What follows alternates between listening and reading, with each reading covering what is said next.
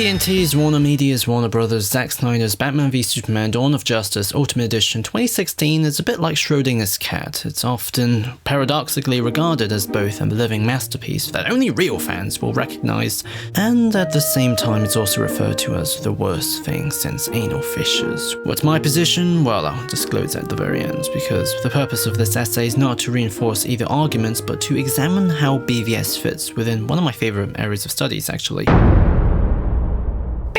Therefore, I want the literature to frame the analysis, not my stupid opinion. And you see, I also actively want to avoid getting views, since now I can't mark this video with some sort of hyperbolic emotion.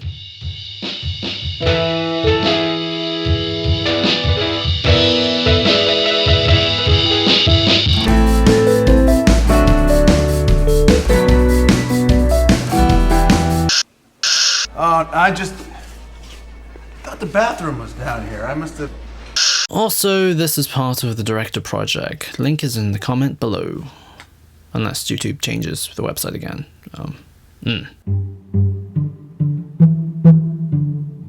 Alright, to begin, there are two key concepts that must be defined so people actually know what I'm on about for once. The first is media power, as Kieran Michaelis argued in a book literally called Media Power. As the societies in the world we live in grow more complex, the range of information that we need also increases.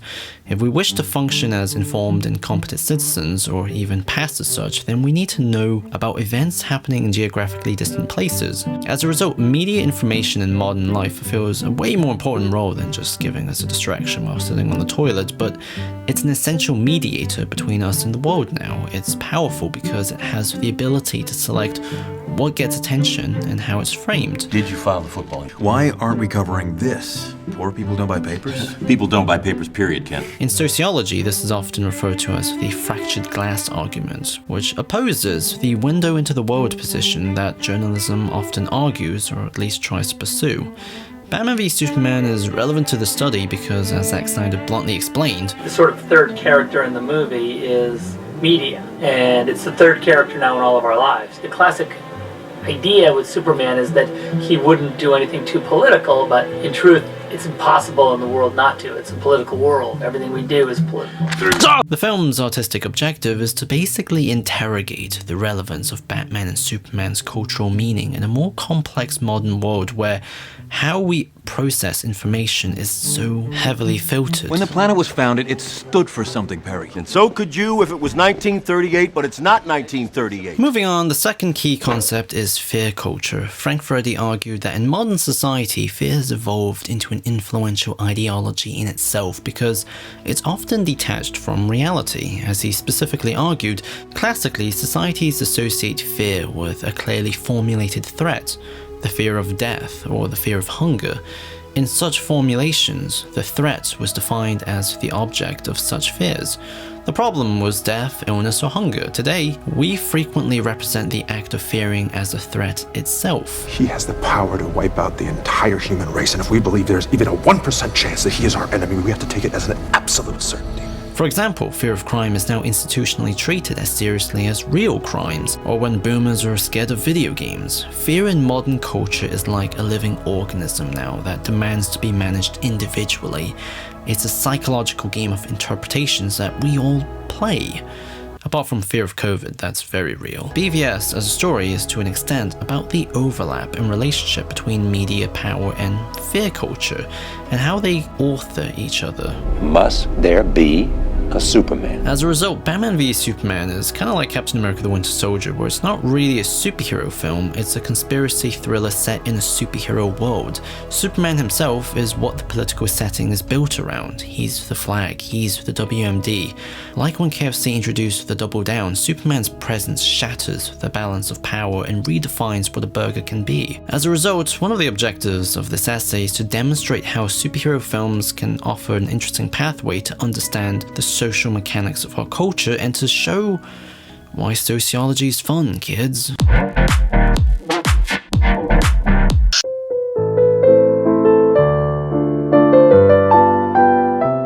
BVS opens with the words, There was a time above, a time before. There were perfect things. and ends with, In the dream, they took me to the light, a beautiful lie. Beautiful Lie is the film's central thesis, and it threads through the entire story. It argues that people project attractive ideas into the world in order to deceive themselves from an ugly truth. Maybe one day Dad'll come back if I just keep everything the same. The magical thinking of orphan boys. Bruce Wayne introduces this with his two openings. The first crosscuts between Thomas Wayne almost getting to a fistfight with Joe Chill, and Bruce falling down a well. The second opening focuses on Bruce Wayne during the Black Zero event. In both intros, he looks into the light and is unable to reach it, except one is the opening of the well, and the other is Superman. Bruce's beautiful lie, and one that's ultimately shared by most of the characters, is the belief that it's impossible to reach the light, and only darkness can raise you. In other words, the villain of the film is basically confirmation bias. On one hand, this is a really inefficient way to open your film because it takes 10 minutes for the plot to actually get going, but on the other hand, it does successfully introduce the film's artsy-fartsy nature. This is not character or plot driven, it's theme driven, because what characters and objects represent are far more important than what they actually are. It's implicitly pretentious, you could say. Such an idiot, Leo. When the film actually begins, Lois Lane and Jimmy Olsen are about to interview an African warlord in a territory deemed neutral by the US government. They did not tell me the interview was with a lady. I'm not a lady, I'm a journalist. But everything goes wrong. Jimmy is killed, Lois is taken prisoner, and the mercenaries turn on the African soldiers, burning their bodies and killing loads of people, while the military, who's helplessly watching, attempts to blow everyone up with an airstrike. Therefore, when Superman arrives, he's successfully framed as a mass murderer, which is weird because surely the government would have seen everything, but I don't know, maybe Mission Control just sort of forgot about it. It happens. Sometimes they forget to add water into orange squash and then get diarrhea. Lois has a bullet stuck in a journal, and she's deeply startled of how the world keeps getting in the way of her relationship with Clark. I don't know if what's possible. For you to love me and be you. As a result, Superman is introduced as a simple man trapped in a complex world, because it's so difficult for him to fulfill his uncomplicated and traditional desires to love and do good. The woman I love could have been blown up or shot.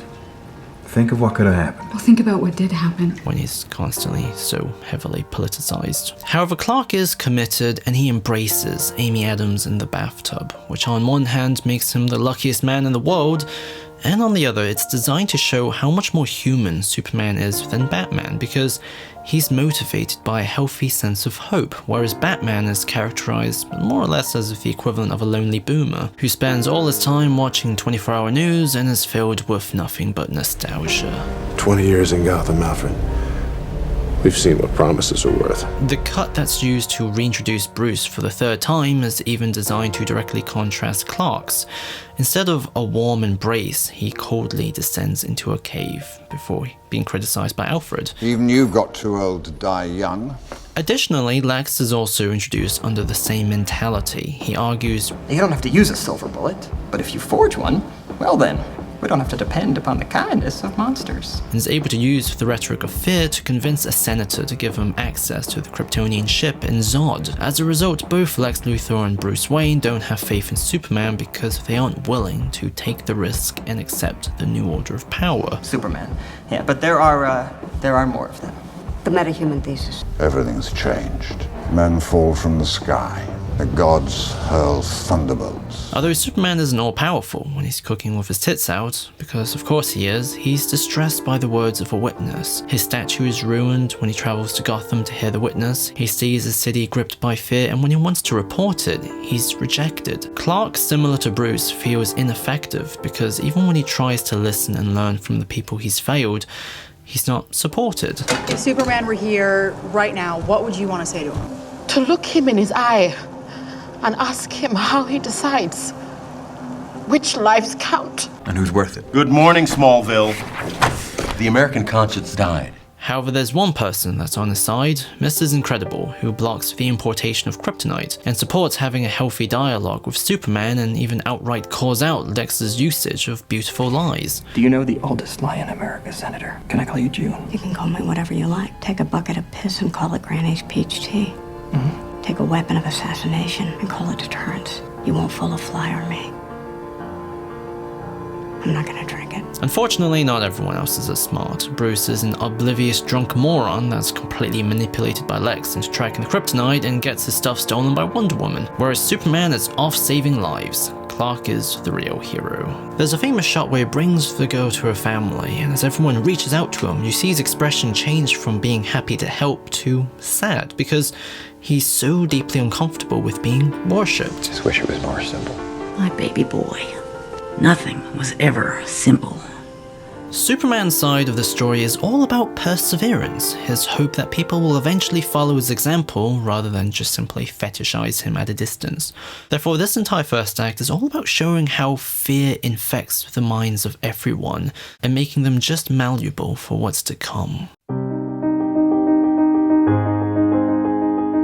Act 2 shows how a tiny bit of trust can demystify everything. The dude who graffitied Superman's statue and Superman himself are given a platform to peacefully talk. This is how a democracy works. We talk to each other. Lois follows the bullets, which leads her to the government, and because she chooses to trust General Martian Manhunter, she discovers LexCorp's involvement. Go on record. Not a chance. Diana trusts Bruce with the data he hacked. The witness from Africa, who's actually an actor, totally spills the beans. I didn't tell you the truth. Therefore, this is, I would argue, the film at its most artistically naked, for the reason that Lex's plan is completely decimated with just a few acts of trust. A beautiful lie isn't effective if everyone don't let their doubts control them, and if they remain loyal to their faith. Be their hero, Clark. Be their monument, be their angel, or be none of it. You don't owe this world a thing. However, everything falls apart. Perry won't print Lois' story, Bruce is warned of Darkseid, but misconstrues it as a warning for Superman. Therefore, despite being shouted at by Alfred, he still declares Superman as his enemy, kinda like Frank in The Simpsons. From now on, we're enemies. Okay. Do I have to do anything? Lex Luthor also outsmarts everyone. He kills the witness. I don't know why she wasn't under protection, but I don't know. Maybe the government just forgot about it. They do run as efficiently as a McDonald's in this universe, to the extent that they literally blow up, leaving Superman in tears. I didn't see it, Lo. Standing right there and I didn't see it. Clark, there are people behind this. I'm afraid I didn't see it because I wasn't looking. Lex Luthor also further takes advantage of Batman. He turns his brand into a death sentence, which disturbs Superman. Therefore, everything is basically Batman's fault. If he wasn't simping for Superman for 18 months and paid attention to what was actually happening under him, Why haven't I seen this? I'm sorry. I'll get to the bottom of it. then the victim, who got his financial aid blocked by Lex, would have gotten the help he needed. If Bruce cared enough to find out who's been killing his Bat-branded victims, then he would have discovered the conspiracy. Instead, he wastes his time with pointless killing sprees, and when Superman rightfully orders him to stop, he mumbles back at him like a little kid. You will. Furthermore, fear resurfaces in a big way. People begin to hate Superman just out of mere suspicion. If Superman was not involved, if he's got nothing to hide, then why hasn't he been seen? However, Lois finds out that the victim had a full fridge. The metal from his chair is also the same as the LexCorp bullet, and it's lined with lead so Superman couldn't see. Therefore, it was literally not his fault. You couldn't see it. But Clark had already exiled himself and remembers his father telling him a story where he saved the farm from flooding but then destroyed someone else's as a result. The whole Lang farm washed away. While I ate my hero cake, their horses were drowning. So even in death, Jonathan is there to make Clark feel like crap. But he does inspire Clark to rediscover his bearings through Lois. When I met your mother, she gave me faith that there's good in this world. She was my world. This whole lesson is an expansion of Man of Steel's whole make the world an island therapy thing, because the main weakness of the Superman is his feelings of shame and anxiety from feeling different. What are you doing here? Let me tell your story. What?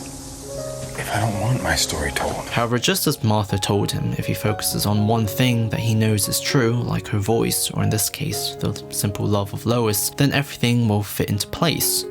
The beautiful lie will disappear. The world's too big, Mom. Then make it small. Just, Focus on my voice. Pretend it's an island out in the ocean. Can you see it? So the moral of the story is basically think about Amy Adams loads. This is the opposite to Bruce, who declares his moronic suicide mission with Alfred. He argues that the Waynes started out as hunters, so it only makes sense for him to return to this legacy. I'm older now than my father ever was. This may be the only thing I do that matters. Alfred recognizes that this is all simply a lie used to justify his arrogance. 20 years of fighting criminals amounts to nothing. Therefore, where Clark looks for a reason to live through Lois, Bruce looks for a reason to die with Superman. The stage is set.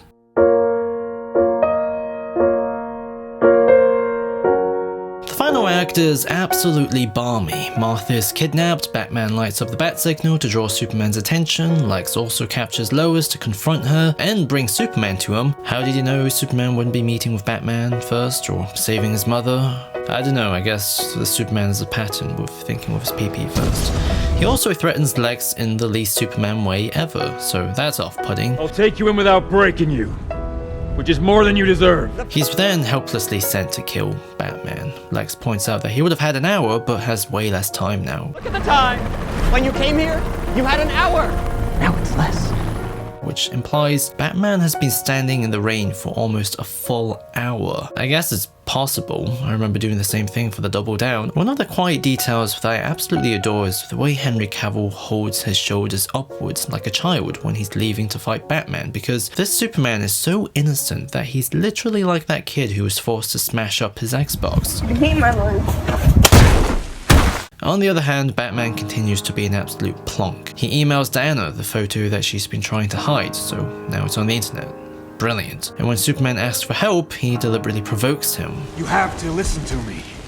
Lex wants us. However, the fight itself is actually designed to make you completely lose sympathy for Batman, because where Superman is trying to subdue him to talk, Bruce is just indulging in torture. Breathe it in. That's fear. When Clark is helpless, he throws him down a balcony, drags him, swings him, and cuts his face. Bruce is not killing Clark to keep humanity safe, he's killing him because he's projected so many personal assumptions onto him that he's trying to kill an idea, to prove his beautiful lie is right. They taught me the world only makes sense if you force it to. And you just want to climb into the screen and slap him. The infamous Martha scene then happens. On Batman's side, this is him finally feeling the shame of his actions, because killing has become so easy for him that he's unconsciously turned into Joe Chill, a shadowy monster about to take a son away from her mother and a mother away from his son. While on Superman's side, he's effectively posing the same question the world posed him. How do you decide who gets to live and who don't? You're letting him kill Martha! Superman's last breath isn't, "You're an asshole!" Instead, he extends out his hand and trusts Bruce to make the right choice. I make you a promise. Martha won't die tonight. It also helps that Lois is there too. Batman then saves Martha in a Predator map gone wrong and says, I'm a friend of your son's. Doomsday is created, and then Anderson Cooper shows up to explain that the city is empty. I don't know why, but I thought that was hysterical. Lois then throws away the kryptonite spear, only to then go and fetch it, leading her to drown. What? Diana rudely leaves the plane to become Wonder Woman. Superman safely throws Doomsday into space, but is nuked by the President out of fear, which leads to Doomsday becoming even more powerful. Wonder Woman joins in, like in a drop-in, drop-out co-op game. Doomsday then causes a disco explosion, which blows away buildings, but not the tiny bit of concrete Batman hides under, so makes perfect sense. Superman then saves Lois and perseveres on with his suicide charge, echoing his father's words. You are my world. Diana watches regretfully because her actions contributed to this, while Batman especially stands in shame for the reason that if he only didn't give in to his fear, then none of this would have happened. I failed him in life. I won't fail him in death. The truth is out, Lex is imprisoned, and after 2 hours and 42 minutes worth of close-ups, we finally get some beautiful establishing shots as the world mourns. Batman for the first time discovers his sense of hope, and Diana has her faith restored, which brings to life Jor-El's dream that his son would eventually lead humanity to the sun. Because out of the fear comes guilt, but also recognition of a better path. And as Superman's monument states, The only way to honor him is to live by his example and persevere on with hope. I'm sure Jor-El didn't think of something this convoluted, but there's also another prophecy. Lex, with loads of boogers, warns of Darkseid. The painting in his father's office is now flipped, so devils, resembling parademons, descend from the skies, while the angels are rising from the ground, analogous of the eventual Justice League. The film opened with a funeral and ends with one too. However, the dirt above Clark's casket rises. For these larger-than-life characters, you could say death itself is a beautiful lie. Can you imagine how people on this planet would react if they knew there was someone like this out there? My father believed that if the world found out who I really was, they'd reject me out of fear.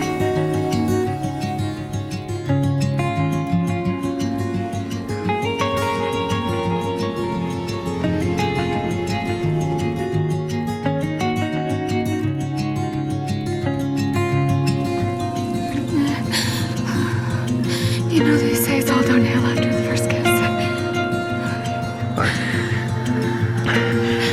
I'm pretty sure the only counts when you kiss a human. How do we know you won't one day act against America's interests? I grew up in Kansas, General. I'm about as American as it gets. Look, I'm here to help. But it has to be on my own terms. And you have to convince Washington of that. Even if I were willing to try, what makes you think they'd listen? I don't know, General. Guess I'll just have to trust you.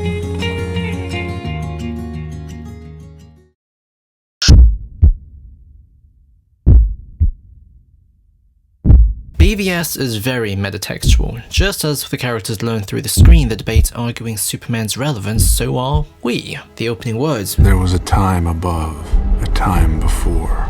There were perfect things.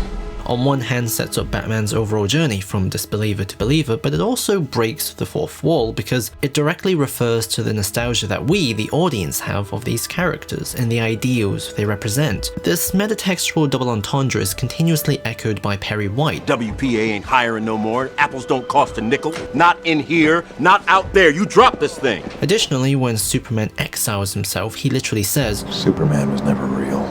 Just the dream of a farmer from Kansas. And General Martian Manhunter's initial distrust of Lois comes from his assumption that she's not sincere. Don't invent a conspiracy theory to put back his halo. Or yours. As I quote from Frank Freddy again, fear has acquired a powerful cultural validation and is constantly encouraged by unprecedented levels of suspicion towards the human species that prevails in the early 21st century. Superman and Lois represents the very perfect things that Bruce stopped believing in. They are the only forces of love in this world filled of hatred and suspicion, but they resultingly become victims of it. As a result, to understand BVS's position in the literature and its message, it's important to understand the villains of the story, Batman and Lex Luthor. He's been invited. In this interpretation, Lex is a deeply religious lad that was abused by his father and can't escape his legacy, because Lex's company is named after him. Man on the marquee. No, don't believe it. My father named the company after himself. He was the Lex in front of the corp. How you doing? His office was his. This was his room. And his trauma often interrupts his day-to-day life. And I am... No, what am I? What was I saying? Therefore, Lex's hatred of Superman comes from a desperate need to overcome his existential crisis. No man in the sky intervened when I was a boy to deliver me from daddy's fist and abominations. He effectively wants to kill his own faith by showing its inconsistencies. I figured out way back, if God is all-powerful, he cannot be all good. They need to see the fraud you are. On one hand, this dude doesn't really have anything to do with Lex Luthor, like the real one from the comics. And I mean like at all. However, he's designed to parallel Batman, or Dumb Man as his role in the movie pertains. Well, I thought I'd come drink you dry. Bruce, despite being a main POV character, is effectively the main antagonist for the reason that, first, he is a Batman who has forgotten what Batman means and has devolved into a murderous dickhead that's no different than his own rogues gallery. Hence why early on he clears his conscience by just simply identifying himself as simply a criminal. We're criminals, Alfred. We've always been criminals. Nothing's changed. Secondly, he's a tool that's exploited due to how his fear has made him so gullible. Alfred continually calls him out for it, but he doesn't listen because for him, the only valid interpretation is the most suspicious one. In the same way that Superman represents hope persevering, Bruce in the movie symbolizes fear as a useless set of convictions that does nothing but make him ineffective, stupid, and more incompetent than the bloody WHO. Furthermore, if we treat fear in the story like a virus that Lex spreads, then the media is the delivery system. A lack of critical eye is the equivalent of having a weakened immune system, and when the virus is in full effect, it tears away at social solidarities. However, the cure is trust and communication. In the second act, it is Mrs. Incredible's open invitation that encourages everyone to be better, to cooperate. Superman and Lois are effectively the antibodies. They carry over Man of Steel's whole message. Sometimes you have to take a leap of faith first. The trust part comes later. And use it to repair the damage. It is Superman's unrelenting perseverance and sacrifice that causes Bruce to rediscover his faith and, unlike Lex, solve his existential crisis by the end. Therefore, Batman's role is to anchor the film's message, to show us how in the modern world we often only absorb half the picture and are blinded by the different commentaries. Therefore, it's our responsibility to control how we feel, to not become angry, cowardly, or lose faith. Martha, however dramatically daft it may seem, is about restoring such faith and claiming this responsibility. It takes one word, one step towards communication that clears the fog. To rise above such fears. As Roger Silverstone argued, I wish to suggest that at the core of such media literacy should be a moral agenda, always debated, never fixed, but permanently inscribed in public discourse and private practice. A moral discourse which recognizes our responsibility for the other person in a world of great conflict, tragedy, intolerance, and indifference, and which critically engages with our media's incapacity, as well as its occasional capacity, to engage with reality of that difference responsibly and humanely. The Dawn of Justice side of BVS is effectively a call to action, because as Batman illustrates, to believe in hope within the modern world is not to be nostalgic, but to be productive. How do we determine what's good? In a democracy, good is a conversation, not a unilateral decision.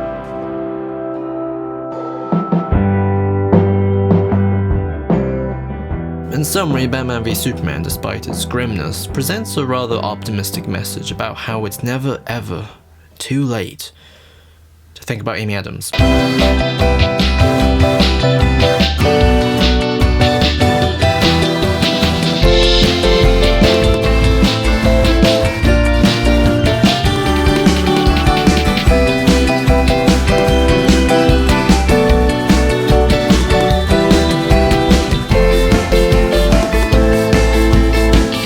Oh yeah, my thoughts on the film. I think the theatrical cut is pretty much unwatchable, but the ultimate cut is really, really good. Because I wasn't just watching Ben Affleck look really confused at a TV screen for 2.5 hours. There's still loads of creative decisions that I fundamentally disagree with, but you know what? That's perfectly fine. I'm the artist shouldn't give me what I want, they should give me what they want type of audience. I also love Henry Cavill, I love Amy Adams, I love Lawrence Fishburne. Please give me at least one more movie with this cast before they're too old.